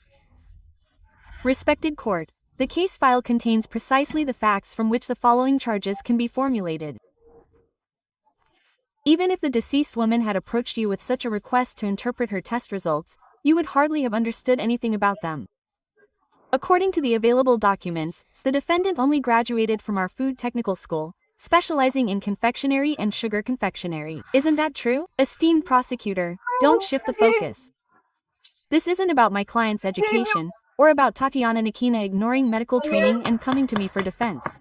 It's against the rules to interrupt. I haven't interrupted you once. Let me point out that you should be polite and don't emphasize things that have no legal significance. I'll continue, Your Honor. How is it that your client, without a medical education or a special license, volunteered to deliver a baby, especially for a woman who, in fact, had complications during her pregnancy, has no legal significance? Your Honor, I apologize, but my client did not volunteer to deliver a baby. Tatiana Anakin came to her for help herself. Tatiana Anakin deliberately didn't go to the doctors. She deliberately ignored them. Ladies and gentlemen of the defense, as far as I understand, your client admitted her guilt in illegally practicing medicine without a permit. Then you should communicate your position to me. You know better than anyone that an accused's admission of guilt is not proof of a crime. Other evidence is needed. My client is not experienced in legal matters, and I will prove that her actions do not constitute a crime. fine, that's your right. Now the prosecutor is arguing that he had no medical training. This is relevant to the case. That's correct, but the prosecutor is deliberately emphasizing something that is irrelevant. I believe it is. What training did the person who delivered the baby have? Please, let's continue. Well, in fact, the prosecution will do everything possible to ensure that you no longer practice medicine. Your Honor, would you like to present another exhibit? During a search of the defendant's home, these 30,000 rubles were confiscated. Defendant, was the money really confiscated? It was confiscated. According to the same forensic biological examination, traces of sweat and grease from the deceased woman were found on it. How? Explain to the court. Tatiana Nikina gave it to me. Okay, then I'll repeat the question. What did she give it to you for? For help, I suppose. Please tell me. I just want to understand one thing. When you were doing this, were you still accepting money for it? Did you realize you were breaking the law? I didn't break anything. When people ask me to help, I helped and never asked for money. Yes, if they gave me something, I didn't refuse. Well, you understand, I was the first to sound the alarm when I realized Tatiana wouldn't give birth on her own. I told you that an ambulance was needed as soon as possible. If the ambulance had arrived on time, everything could have turned out completely differently. You must understand, in this situation, I did everything in my power to help. I was saving a child. Well, we lost a woman. Stop pretending to be a savior. The child miraculously survived. Okay, everyone calm down. Questions? Okay, calm down. Any questions? I do not. Have your honor. Defense. I do not have your honor. Thank you, defendant. Please sit down. We will begin questioning the witnesses. Witness Sobolev is called. Witness Sobolev.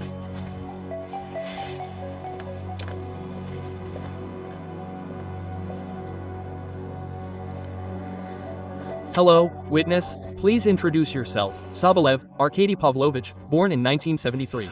I live in the Persky Krai, Sherbanina village, Kravacheskaya Street, building 23. Do you work? No, I do not work. I'm a cook by education and I'm looking after my child. And what is your relationship to the deceased, Tatiana Nikina? My wife, but we didn't have time to register. Well, you are the father of this very saved child. Yes, I am the child's father. Absolutely right. Questions please. Arkady Pavlovich, what can you tell the court about this case? At first, everything seemed to be going normally, that is, I don't know how it should be, normal or abnormal. Then the midwife comes out covered in blood. Well, her hands were covered in blood. She says, complications have started, we need to call an ambulance immediately. I say, why do we need to call an ambulance if we can get in the car? There's a car parked outside, and take her away. What did she react to? You can't touch her. Call an ambulance. Yeah, witness, tell me, when the doctor from the ambulance called, you told him that, according to Pavetuha, Tatiana Nikina died during childbirth. No, I didn't say that. Yeah, why? Because I was hoping until the very end that the midwife might have been mistaken, and I was hoping that the doctors would come and make a different diagnosis. I mean, I didn't fully believe she was dead. Tell me, why didn't you stop my client when she tried to perform a C-section? How could I have stopped her if I was outside? Well, then, at what point did you even find out that my client had a C-section? I was sitting on the porch. I mean, I was trying to get my head together. Everything was swimming before my eyes. Suddenly, I heard Tanya's loud, piercing scream. That's when I burst into the house. That is, I burst into the room, when I already saw Tanya all ripped open, and the midwife was handing me the baby, swaddled, well, wrapped in some kind of rag. Witness. So, you claim you ran into the house when they heard the screams, but the victim, for example, says it was she who called you into the house and asked you to help stop my client. How do you explain this? Tatiana Nikina didn't trust doctors and decided to fight with the help of the village midwife, Elena Nestorova. The homegrown midwife performed a caesarean section on the woman in labor, and Nikina died from blood loss. And Nestorova is accused of illegally practicing medicine. My head was so confused. I didn't understand what was going on at all. Maybe she called. I just don't really remember it. I mean, it was like some kind of jumbled mess in my head. I nearly lost my mind. Well, I understand that you, of course, loved Tatiana. Anya wanted the child. Yes. I'm confused by Sobolev's personality. He was in prison with the deceased. He met her through the newspaper. And what do such acquaintances lead to? I know all too well from experience. And whatever one may say, Sobolev doesn't quite measure up to Shukshin's hero from the Red Tribe. And until his son comes of age, he has the right to dispose of his property. And that property is a two-story house and a decent cafe in the village. Exactly. So, if the child died, Arkady would get nothing. So, that's it. Why don't you go and find out about this Arkady, what kind of person he is, and so on. Good afternoon. Could you tell me where I can find a Pavlo Zamorin like that? That's strange. His wife just told me he can be found somewhere near the store. I don't. No, we don't know. Pash is overseas. Are you deaf or something? My wife is looking for you. Don't tell her again not to call me on the phone. Am I your mail or something? Pavel, let's go. I have something to talk to you about.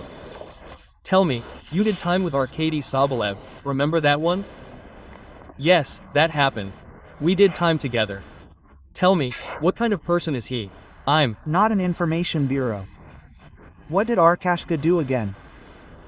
He didn't do anything. It's just that his wife, well, his partner died, and the child will grow up without a mother. So I'm making inquiries. I thought he did something again, accidentally killed someone again. Well, that happened, right? He was serving time for murder, and he caught his wife in bed with her lover.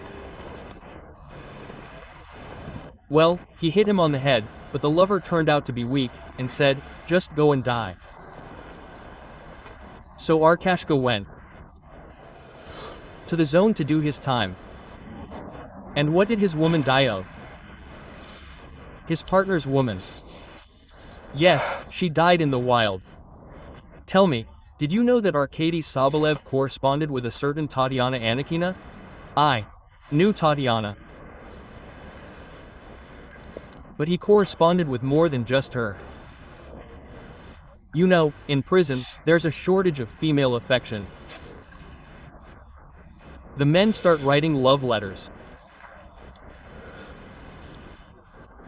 We write them letters, they send us packages for dates. Some even sign.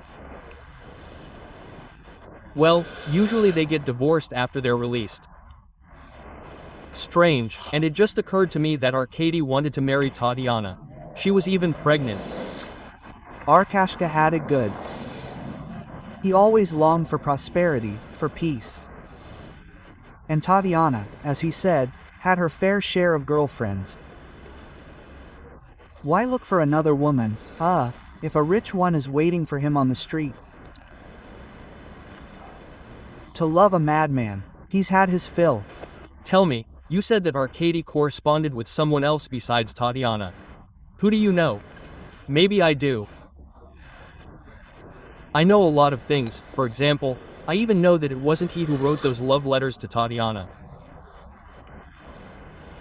But who? Those who know how to write well wrote them. Hey, women, well, men, to the women. And you? No, thanks. I'm driving. All the best. Tell me, what about your son? By the way, Anakina, where does he live now? He lives with me. I don't intend to give my little one away to anyone and haven't even thought about it. Your Honor, let me remind you that Anakina, naturally, didn't leave a will. And the sole heir to her property is Roman Sobolev. But absolutely correct. Since the child is a minor, just born, the witness Sobolev is currently managing the inherited property.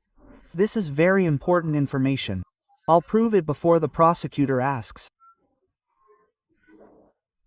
This was significant and largely determined the events that followed in the trial. Everything will go to Roman anyway. I have no claim to anything. The cafe, the apartment, anything. In other words, it's all his. I'm simply supporting everything so that it all happens in due course. How can you even say that? Sobolev, there are no questions for you yet. Please take a seat in the courtroom. Witness Korovina is called. Witness Korovina.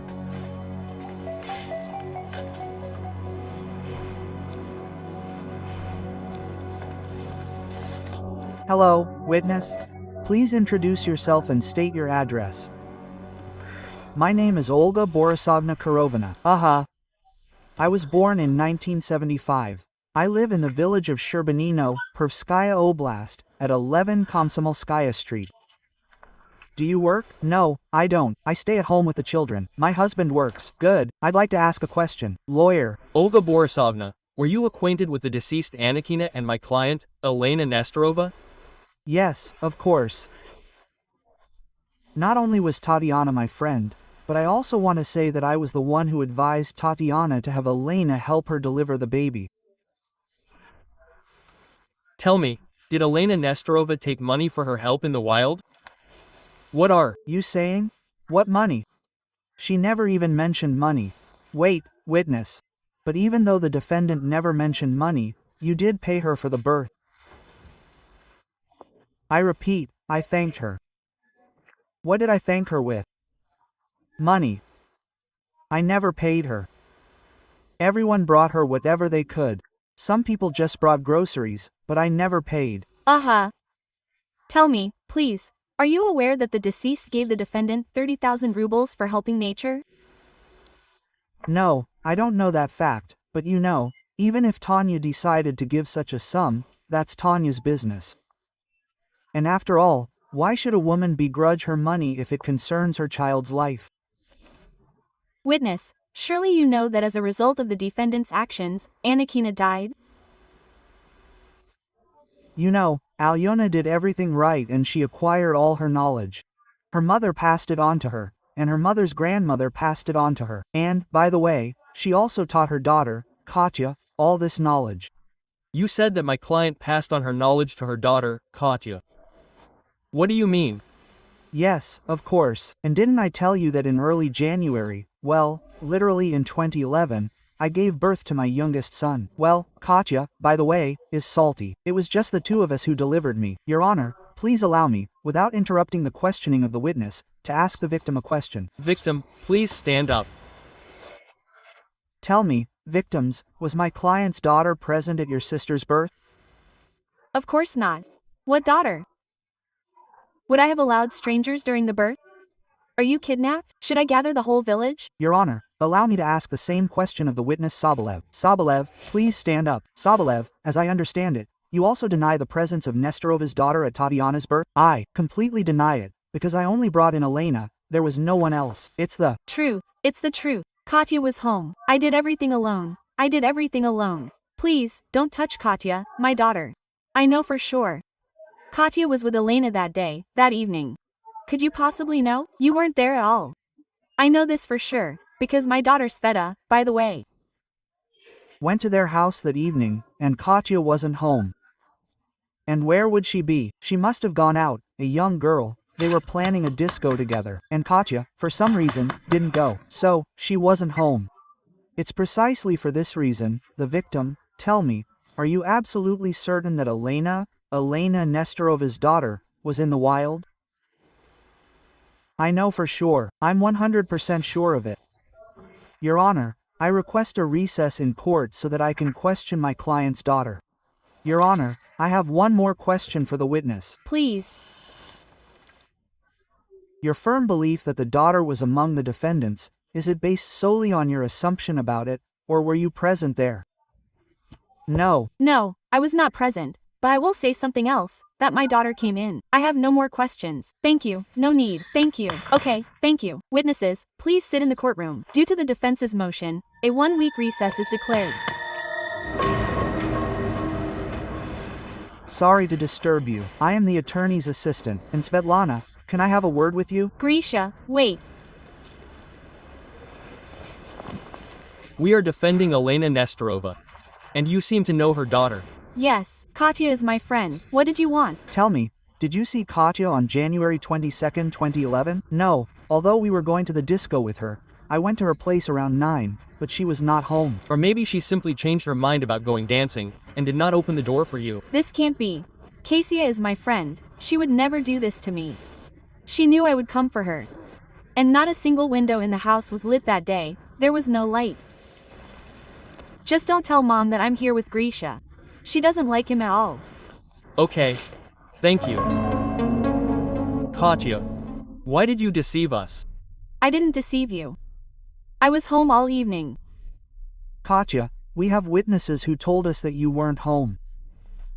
You were with your mother at the house of the deceased Tatiana Anakin, and only you can tell us what really happened there. I won't tell you anything. I'm afraid. How can you not understand me? Dear Katya, There is a special program to protect important witnesses like you. Don't you really feel sorry for your mother? Help her. Otherwise you'll regret it later and it will be too late. I'm afraid. The Court hearing is declared resumed.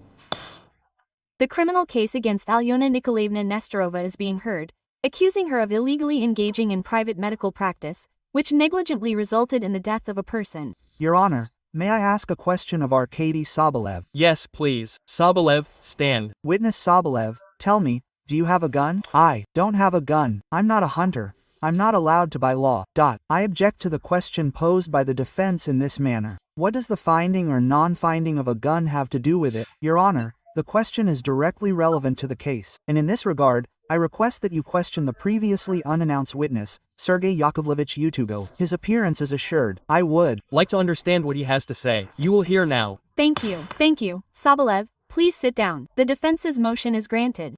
Witness Utugov is called. Witness Utugovsha.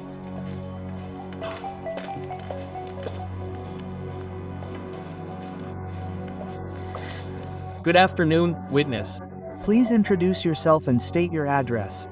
Sergei Yakovlevich Utugov, born in 1968, is from and resides in the Persky Krai region, Sherbinina village, Novotorov Street, Building 11. As they say, every dog in the village knows me. I have my own farm. I'd like to ask the lawyer a question. Sergei Yakovlevich, I understand that you are the victim's ex-husband. Is that correct? Yes, Yulia and I are divorced. The thing is, we are no longer young, and Yulia couldn't have children. What kind of family is this? Sergei Yakovlevich, having children? And tell the court how the victim felt about her sister's pregnancy. Tatiana Anakina didn't trust doctors and decided to have the pregnancy assisted by the village midwife, Elena Nestorova. The home-based midwife performed a cesarean section on the woman in labor, and Anakina died from blood loss. Nestorova is accused of illegally running a private medical practice. The defense suspects there are unexplored facts and hidden circumstances in the case. I'm not afraid to use the word. She was simply jealous of her. I was happy. What does jealousy have to do with it? What are you talking about? Why didn't you have children of your own? And now you're walking around so pleased, as if you consider Tanya's child your own. In fact, Arkasha dumped his son on her to raise. Are you completely delusional? What's wrong with that? What's wrong with that? Question mark. I'm not involved in raising a child. I'm raising a child myself. Is he really running a store for someone now? Yulia is simply helping out. Your Honor, the witness Irons provided me with a very interesting video recording. According to the experts, it shows no signs of editing. But I request the court to review this video. He filmed this video himself with his own video camera. I believe that what the court sees will shed light on many circumstances of this case. Therefore, I petition the esteemed court to view this video recording. Did you hand it over to the secretary? Yes. Let's take a look. Help us. Seryoga, look at that cool gun you bought. Come on, let me take a look at it. Oh, what a cool thing. And where did you get it? Well, through your channels. Well, like, the law, you know. Well, according to the law, I'm not supposed to. So, I found it through my channel. Well, like, the law, everything is fine, so to speak. Not a single piece of trash will get to the bottom of it. Everything is great. Stand up. How are you going to comment on this video? How am I going to comment on this video? I just borrowed a gun from a friend to show off, that's all. This was back when Utugov was married to Yulia. Come on. What gun are you talking about? This isn't my gun. I just borrowed it from people. Yeah, well, you said earlier that you got the gun for your own use. I just saved it for effect, like, to make it look better. What are you talking about? Your gun. I'm not legally allowed to have one. But are you looking for a time limit? Just to be honest. I ask that the witness Sobolev's words be included in the record.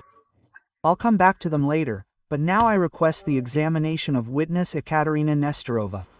Witness Nestorova is invited. Witness Nestorova.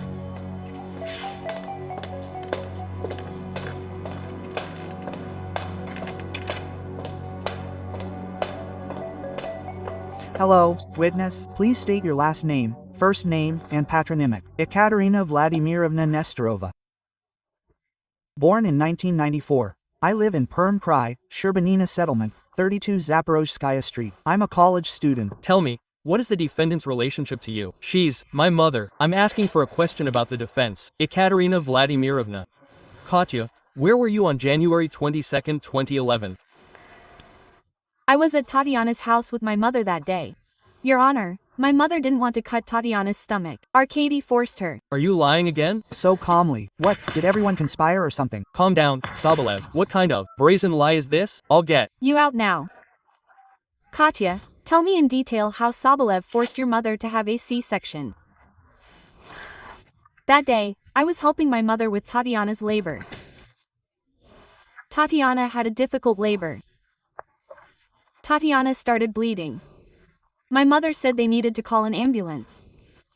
Arkady called, but Tatiana was getting worse and worse. She lost her breathing and pulse. My mother tried to give her artificial respiration, but it was no use. My mother thought she was dead. And then Tatiana's sister, this Yulia, ran and saw the baby moving in her belly. And then it all started. Who are you listening to? She wasn't even there. The girl. Katya, what started? Explain this to the court. She went completely crazy, screamed, grabbed Sobolev, told him to rush to the ambulance. She said she would take the child and raise it as her own. Tell me, how did Arkady Sobolev react in this situation? He told her to shut up and said he would give her the child if it was born alive. Then he went up to Tatiana's mother and started threatening her, telling her to cut Tatiana's stomach open. But her mother isn't a doctor. She doesn't know how to operate. She said they needed to wait for the doctors, wait for them. But Sobolev wouldn't listen. So, how did events unfold from there?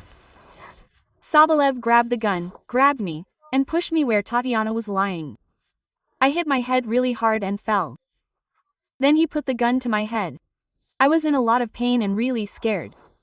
I screamed, tried to break free, but it was no use. He said he would kill me if my mother didn't take all the blame. You even lying? Have you been reading too many fairy tales? And then my mother started crying and cut the woman open. Let's talk normally. Touch her. Please protect the witness from Sobolev's attacks. Okay, bailiff. We're taking Sobolev out of the courtroom. The record is being deleted. Please, courtroom. This is all the lawyer's tricks. He did all this. Katya, tell the court, why didn't you tell this during the investigation? He said he would kill me if my mother didn't take all the blame. I was really scared. Elena Nikolaevna, well now, after your daughter's testimony, I hope you'll tell the court the truth. Mom, tell them the whole truth. I beg you. You say? So, the defendant wishes to supplement his testimony? Yes, Your Honor, I asked. To re-examine my client. Good. Please sit down in the courtroom, please. Elena Nikolaevna, is that right? Do you confirm your daughter's testimony? Yes, of course. That's exactly how it was. I was very afraid for Katya. I was afraid that Sobolev would kill her. That's why I said what Yulia Yurievna and he told me to. I said that I decided to have a caesarean section myself. Tatiana. I have no more questions for the defendant. Please sit down. The parties will have an addendum to the court investigation. Yes, Your Honor. I have a question for the victim, Gruzdeva. Yes, please, Gruzdeva. Please tell me, do you confirm the witness's testimony? Was the defendant's daughter really present there? No, I've already testified. Katya wasn't in Tatiana's house. Okay, the victim. I understand. You don't confirm the defendant's testimony in this regard, nor her daughter's. Please sit down. The prosecution will have more to add. Actually, I'd like to ask Sobol the same question, Your Honor, but, alas, he's gone. Why, alas? And the bailiff, Mr. Bailiff, please, Volodya, invite Sobolev to us.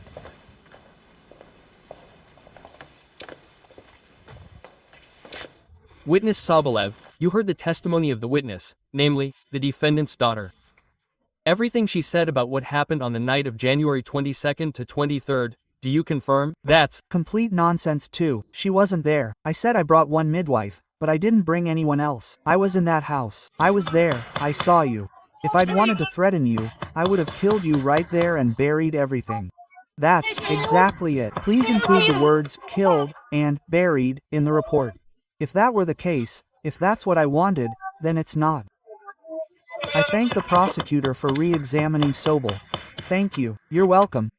Sobel, leave the courtroom. Okay, you have. No questions, right? Yeah, that's it. Do you have any additions to the court investigation? Your Honor, the Court investigation is declared complete. The court will now begin its closing arguments. The prosecution will now speak. Please. Thank you, esteemed court. So, Your Honor, was it proven during the court investigation that the young woman's death was caused by the actions of the defendant Nestorova? I believe it was. And why was the defendant holding that very scalpel in her hands? And she herself does not deny it. Moreover, at the beginning of the trial, even before her daughter's testimony, she fully admitted her guilt and stated that she had performed the caesarean section without any coercion. Furthermore, Your Honor, as we know, the right to engage in private medical practice only arises for someone with the appropriate education. This means a university or secondary education diploma. Our defendant did not have one. The defense presented circumstances that allegedly could very well be involved in this crime. And we know that the defendant changed his testimony by the end of the trial. The victim, and Sobolev in particular. Why did witness Nestorova, the defendant's daughter, change her testimony here, in court? When questioned by the defense, she explained, "I was afraid before, they threatened me, they were ready to kill me. What has changed today? What circumstances have allowed her to? She is no longer afraid. She is also returning home. The same people are there, the same circumstances. Therefore, I believe that here, naturally, the daughter is misleading the court. Based on everything I have stated, I take into account all the circumstances that brought the defendant to the dock, her behavior during the preliminary investigation, during the trial, her character, and the fact that this is her first criminal conviction. I ask the court to sentence her to 2 years imprisonment. This wasn't a penal colony, but a settlement. Your Honor. The victims, please, go ahead. Do you wish to speak in the closing arguments? Yes, Your Honor. I want to say, that both the defendant and her daughter are lying. In fact, Arkacha didn't threaten anyone, and he doesn't have a gun. The defendant simply convinced us that Tanechka was already dead and decided to cut her belly herself. Please, sit down. The defense lawyer will now speak for the defendant. I ask you. Honorable court, honorable participants in the process. Specifically she, Elena Nestorova, was the first to sound the alarm and ask for an ambulance. She was the one who said professional medical intervention was needed. She did not want any intervention in Tatiana Anikina's health and did nothing. That's the first point. The second point is, why, exactly, did Elena Nestorova suddenly take up the scalpel? Your Honor, I believe we have found the answer to this question. This is Ekaterina Nestorova's testimony. Ekaterina Nestorova very convincingly explained why she remained silent about the inheritance and that Sobolev coerced her. What could Elena Nestorova have done? Seeing a gun being held close to her own daughter. Could she have acted differently? Especially since, as she claimed and sincerely believed, Anikina was already dead. Your Honor, in the opinion of the defense, Elena Nestorova acted in a state of extreme necessity, which, in accordance with Article 39 of the Criminal Code, precludes the criminality of the act. Therefore, I ask that Alyona Nikolaevna Nestorova be acquitted. Does the prosecution wish to make a reply, please? No, Your Honor, no. The arguments are over. The defendant, please rise. You are entitled to the last statement. Your Honor, I was very afraid for Katya. I was truly afraid that Sobolev would kill her. Do whatever you want. But she shouldn't have said all that. He'll kill us anyway. I don't know. Do whatever you want. I would never do something like that myself. That's it, sit down. The court will recess for sentencing. Tatiana Anikina didn't trust doctors and decided to fight with the help of the village midwife, Alyona Nestorova. The homegrown midwife performed a cesarean section on the woman in labor, and Anikina died of blood loss. Nestorova is accused of illegally practicing medicine. During the trial, the defense attorney was able to establish that Nestorova picked up a scalpel under threat of a gun. Please everyone rise. The court is in session.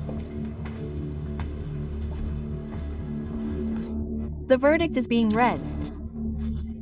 The federal court has sentenced Alyona Nikolaevna Nestorova, accused of committing a crime under Part 2 of Article 235 of the Criminal Code of the Russian Federation, for illegally engaging in private medical practice, which resulted in the death of a person through negligence, to acquit due to the lack of corpus delicti in the defendant's actions.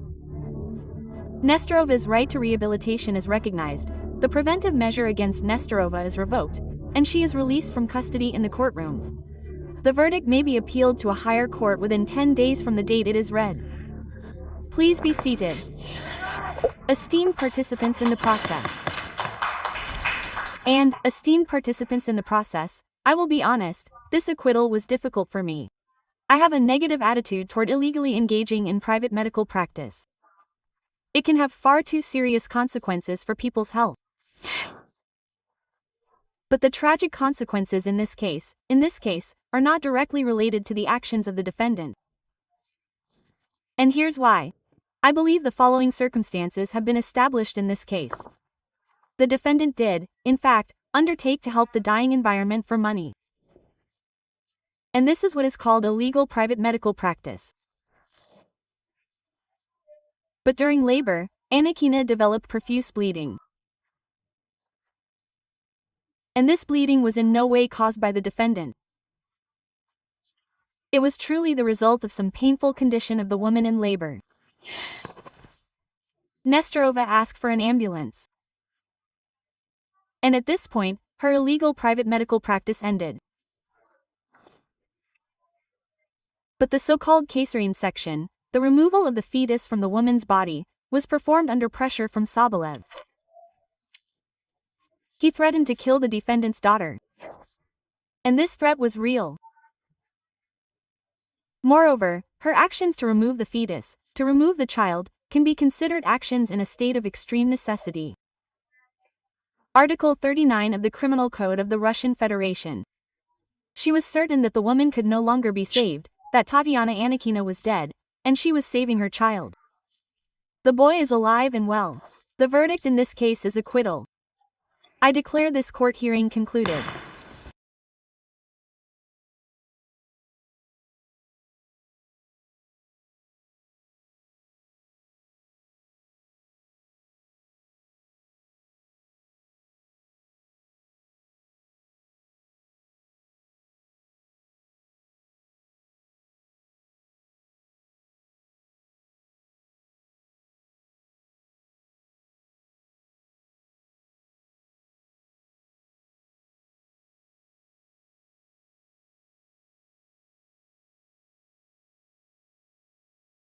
Yeah,